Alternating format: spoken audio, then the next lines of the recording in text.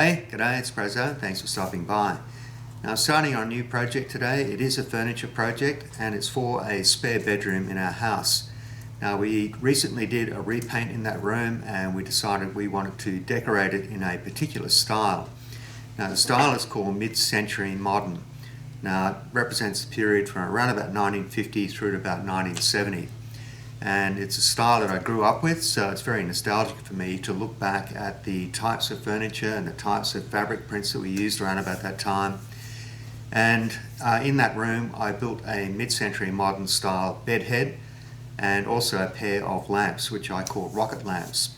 Now, over in the other corner of the room there is a space where we want to have a small table. Now, the style of table I want to build is called a guitar pick table, and it's named after the shape of the tabletop. Now, it's going to be a project involving some metal fabrication, some powder coating, going to do a little bit of woodworking, and I want to create a sort of a fake laminate top for this table. Now, I say fake because you can't buy the types of laminates easily which would have been used back in that period from around about 1950 through to 1970. So we're going to create this sort of a fake top from a wallpaper. I've got some other materials on the bench, so let's have a closer look at what we're going to use. This is a full-size drawing of the tabletop. Now, I created a model of the table in Autodesk Inventor, then I made a 2D drawing, full size, and I printed that out, but I only have an A4 printer, so I had to print this in a tiled page. So I think it took 6 A4 sheets to print out the entire sheet. And Autodesk Inventor puts little reference marks in the corners of each sheet so you can align everything. And you can sort of see where the table gets its name. That triangular shape you see there is a bit like a guitar pick, and a lot of small tables in the mid-century modern period had sort of asymmetric curves. So this one is around about 16 inches. Yeah, 16 inches, or about 400 millimeters across. And each of the curves that you see there are slightly different. So these two corners here are tighter radius than this one, and these connecting radii are all slightly different. Now, I was also able to print off the position of the screws which will hold the legs onto this table. This is the material that I'll be using for this tabletop. Now, this is a piece of kitchen benchtop material with a post-formed laminate surface on it. It is particle board. And that green colour that you can see in the glue bond is what they call a HMR bond, or high moisture resistance. Now, this would have been the original top surface of the kitchen bench, and this is the underside. And this underside here is just a very thin laminate coating, but it's very smooth and shiny, so I'm actually going to use this surface at the top of the table.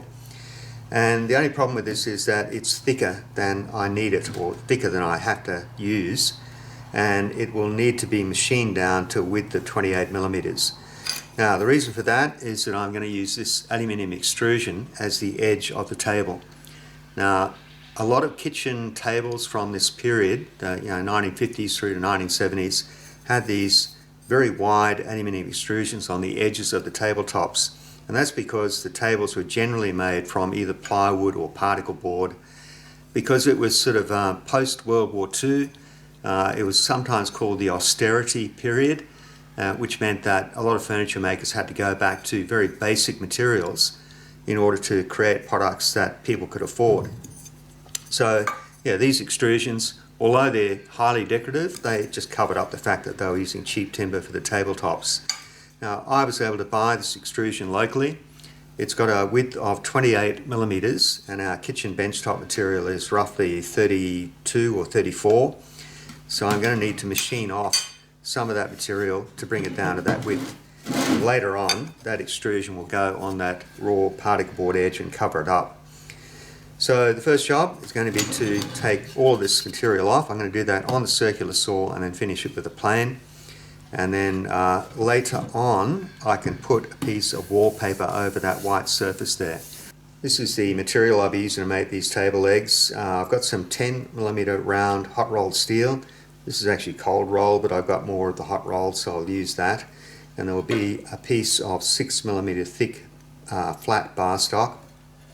The type of leg is called a hairpin leg. They were quick and easy to manufacture, and they basically just bent from a piece of this 10mm round into a sort of a V shape, like a very narrow V shape, and they would have been welded onto this bar stock here. Now back in the day they would have been painted. Some of the high-end furniture might have been chrome plated or nickel plated. I will be powder coating these, so that'll be up later, but we need to go and do the tabletop first.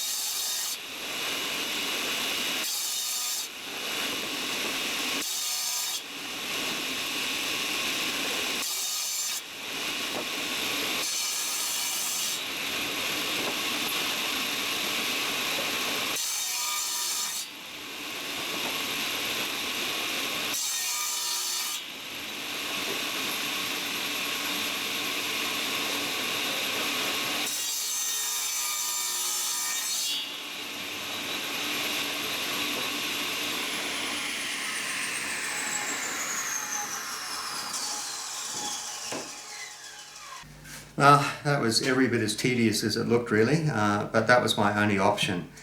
I don't have a thicknesser wide enough to take stock this size, and 28mm is a rather odd size, so if I wanted to buy a board that was that thickness, it would be quite difficult. Even laminating it from two thicknesses means you'd need 14mm, which is again a fairly odd size. So making those rip cuts was the best option for me. And particle board being what it is, it sort of just easily breaks off. So I'll be able to plane that down to the bottom of the saw grooves, and that will give me the 28mm thickness. It will need to be belt sanded then, and I'll need to seal it in some way. But I'll get all this ripped off now.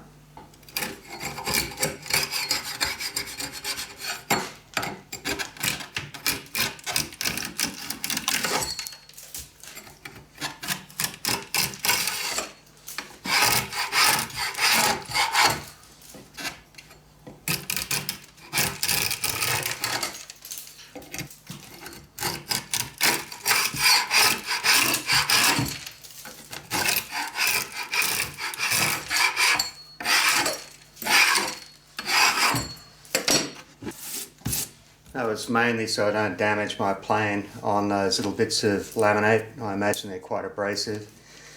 I'll try planing this now.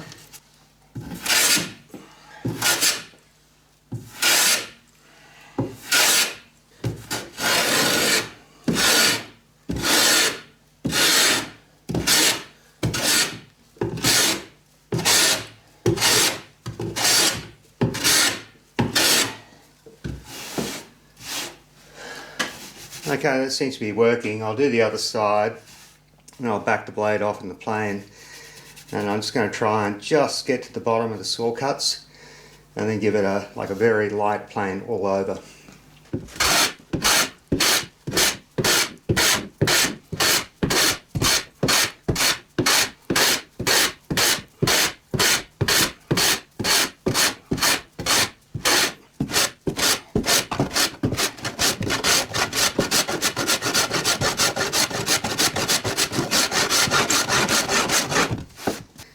I'm getting pretty close now, so I'm going to plane on a bit of a diagonal, try and even out those plane strokes.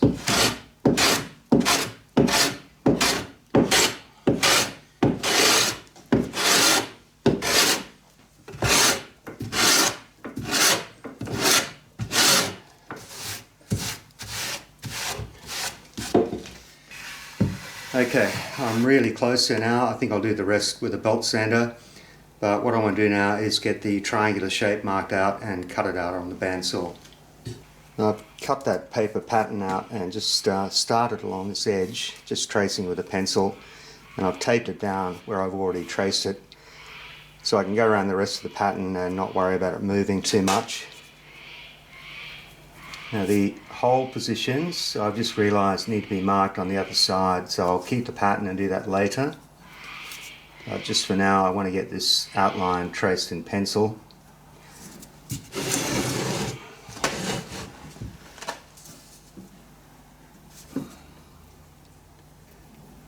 It's not going to be perfect, it'll be a bit fuzzy.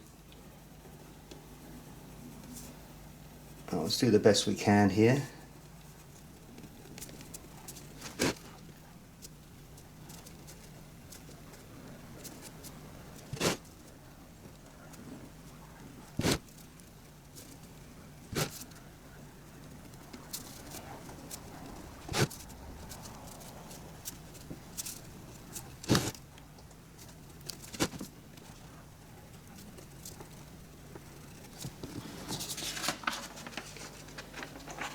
Okay, that'll work. I'll just put a reference mark there against the paper pattern as well, so I can sort of get the correct position when I flip it over to drill the holes on the other side. Anyway, over the bandsaw.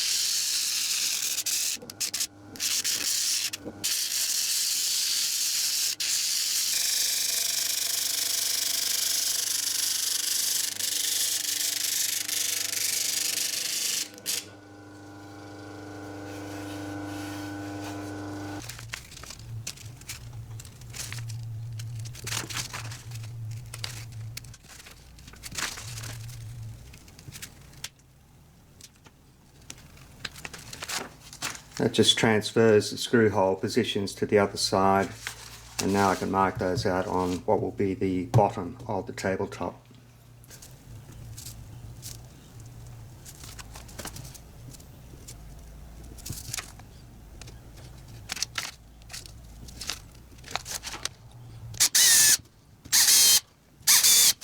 So I'll just make some light drill holes there.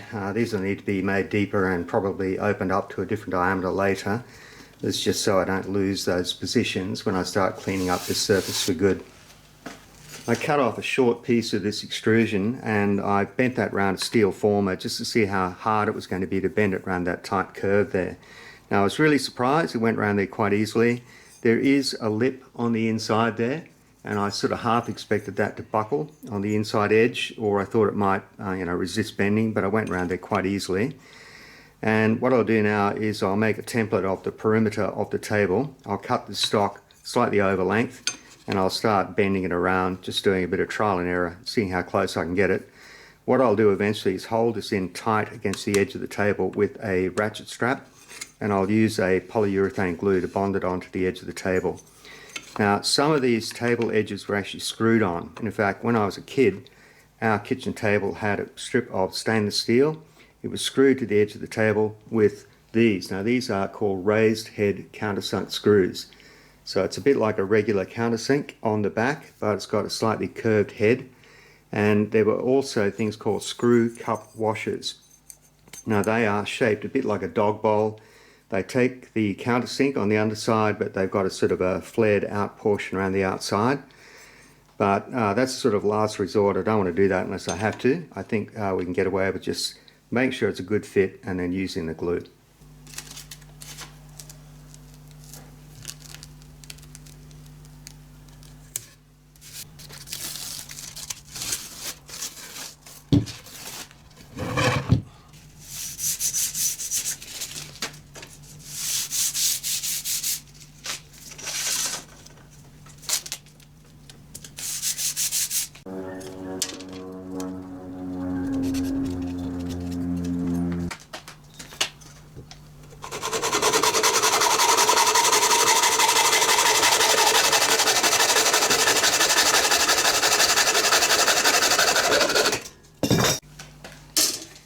Marked a center line on one of these edges. This will be on the edge furthest from the entry door into the room, and I've cut this end square and made sure that it's ground 90 degrees to that top edge there. But I will have a bit of overlap and I'll be able to trim this joint later. But I was interested to find out whether I could just bend this around the tabletop and use it as a form, and it turns out it's just so soft that you can just flex it around those curves and it just retains the shape. So I'm going to work my way around and see how many of these corners I can get done, and maybe we won't need to make up any special forms.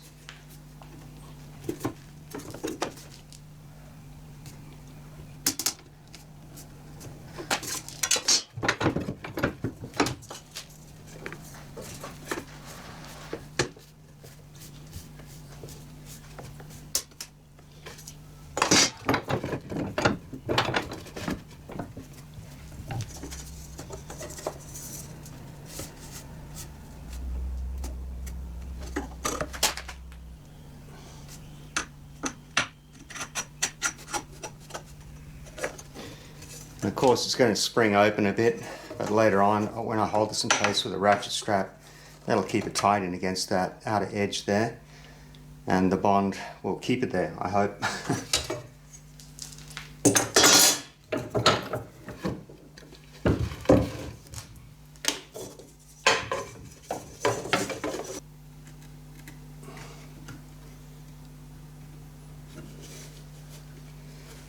Alright, that was a bit easier than I imagined it was going to be, but what I'll need to do now is very carefully trim this back until I get a perfect butt joint there. And I'm not going to try to do this without actually gripping it really hard against the edge of the tabletop, so I'll need to work out a way of sort of clamping it while I do that. Otherwise, if it springs away, which it is, see that? So if it springs away and I cut it exactly the length, it won't be right. So I'll work out a way of sort of clamping that, and then we'll get the joint done. So this is how I'm planning to bond this aluminium strip to the edge of the particle board tabletop. It's overlapping at the joint there at the moment by about 15 millimeters, so I'll go and cut that and keep trying it till I've got a really good butt joint there. Then it can come off again, and I need to do all of the finishing processes on the top before we put this on, which will basically be the last thing.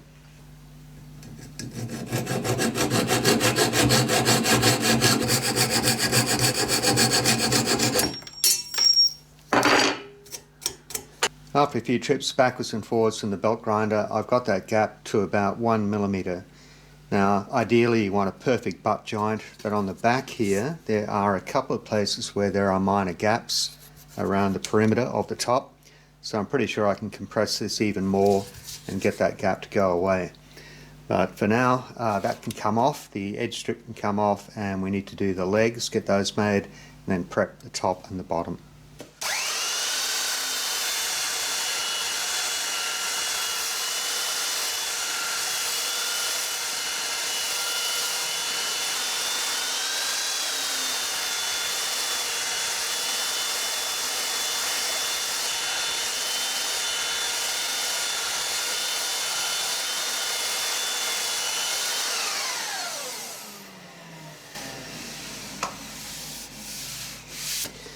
Okay, what I was doing there was just getting rid of the last of the saw cuts that I put in this surface when I reduced the thickness. And with the light shining across it, I could see when they're just starting to disappear. That feels nice and smooth. So this is going to get sealed. I don't want to leave it like that. And then I may just put a like black paint on that. We'll see.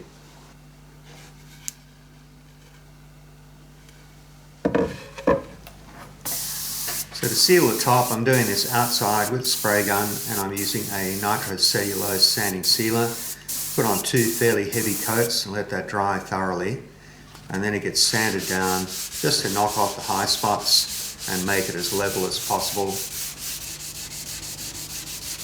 And it just took care of the edges as well, just to make sure they're slightly rounded.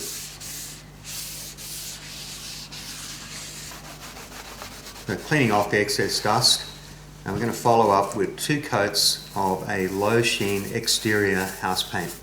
So this is sort of like a very dark charcoal grey, and it was left over from the house paint that we did just recently. But it dries to a sort of a nice matte finish. And yeah, it just looks really nice. It'll go well with the black powder coat on the legs. That's the second coat going on.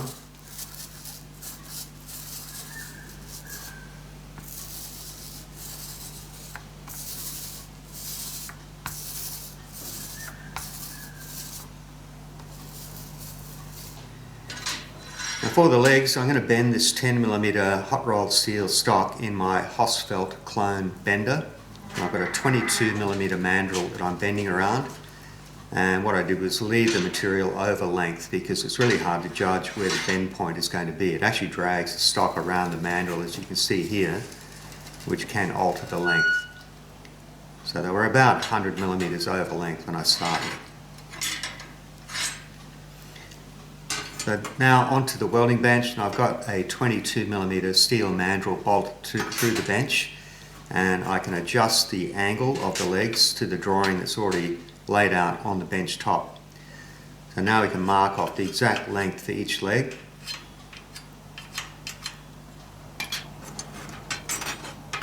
And you can see here I'm just adjusting the angle to get it right.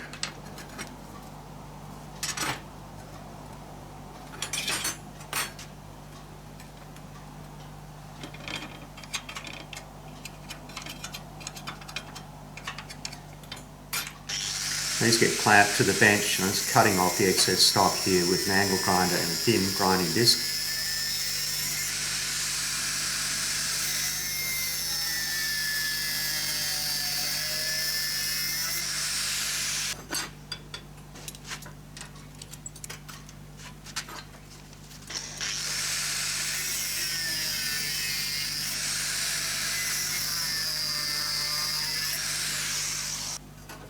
Now these steel plates were made off camera. They're just made as 6mm by 25mm steel stock. There are 3 holes for the screws that will hold the tabletop, and the larger holes where the legs fit through are about 0.5mm oversize and heavily countersunk. I'm just using a weight to hold everything in place and checking the angle on the bench. Now we're going to put a fairly heavy MIG weld around each one of those joints.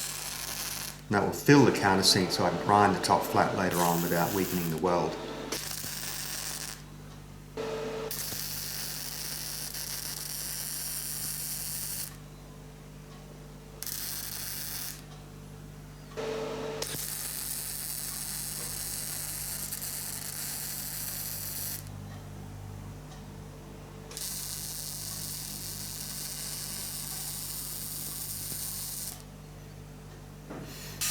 So just grinding that down now with a flat wheel in order to get a flat top. And that's important that it is flat so it fits against the tabletop without rocking.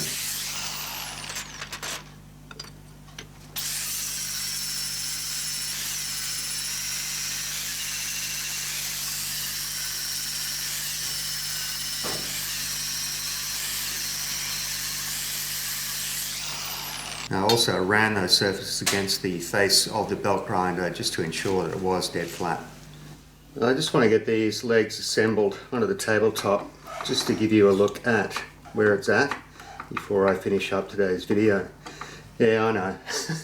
I'd love to be able to get an entire build done in a half an hour, but I find it really difficult. I think if you're going to explain what you are doing as you go, it does take more than half an hour to show a full assembly, full build, full assembly of something as complex as this.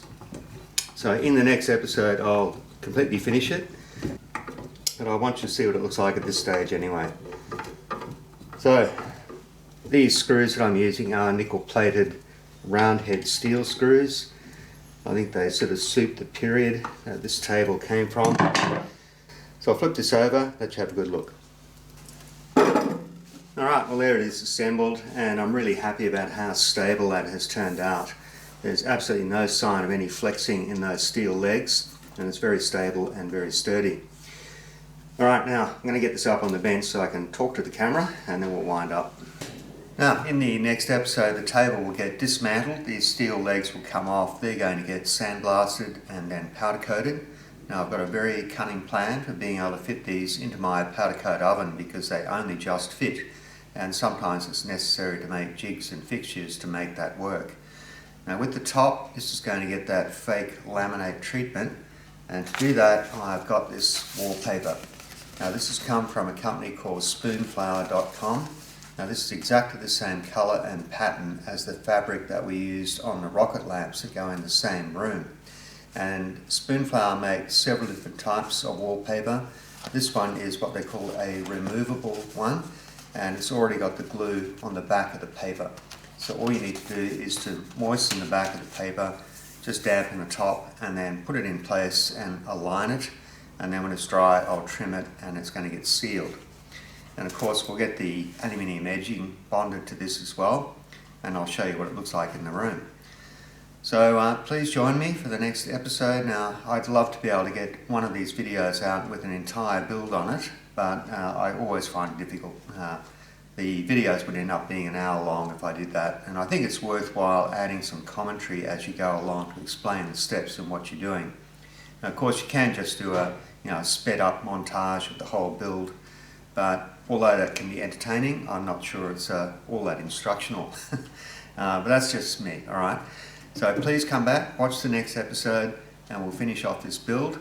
And then I've got to think really hard about what the next project is going to be, because I sort of run out of ideas.